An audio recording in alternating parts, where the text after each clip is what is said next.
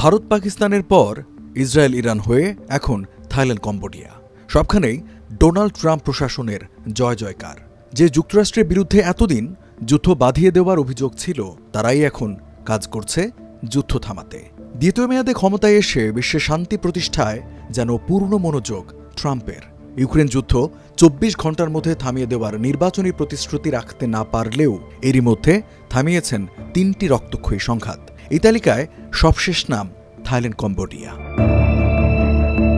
টানা ৫ দিন সীমান্তে রক্তক্ষয়ী সংঘাতে ৩৩ জন নিহত ও কয়েক হাজার মানুষ বাস্তুচ্যুত হওয়ার পর ২৮ জুলাই মালয়েশিয়ার মধ্যস্থতায় যুদ্ধবিরতিতে সম্মত হয়েছে থাইল্যান্ড কম্বোডিয়া। আর এই যুদ্ধবিরতি মধ্যরাত থেকেই কার্যকর হবে বলে জানিয়েছেন মালয়েশিয়ার প্রধানমন্ত্রী আনোয়ার ইব্রাহিম। এই যুদ্ধবিরতিতে নেই কোনো শর্ত। নেপথ্যের নায়ক হিসেবে আছেন ডোনাল্ড ট্রাম্প। কেননা এর আগে মালয়েশিয়া যুদ্ধবিরতি আলোচনার প্রস্তাব দিলেও সেটি প্রত্যাখ্যান করে থাইল্যান্ড। তবে এরপর থাই সরকারকে হুঙ্কার দেয় ট্রাম্প, সাফ জানিয়ে দেয় যুদ্ধ বন্ধ না করলে শুল্ক ইস্যুতে ব্যাংককের সঙ্গে কোনো আলোচনায় বসবে না তার প্রশাসন। আর এমন হুঙ্কারের পরপরই নড়ে চড়ে বসে পুমথাম সরকার।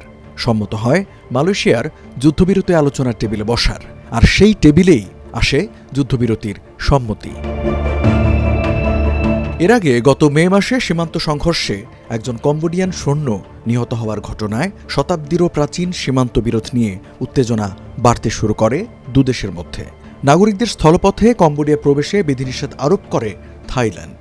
অন্যদিকে কম্বোডিয়া থাইল্যান্ড থেকে ফল, বিদ্যুৎ ও ইন্টারনেট পরিষেবা সহ কিছু পণ্য আমদানিতে বিধিনিষেধ আরোপ করে।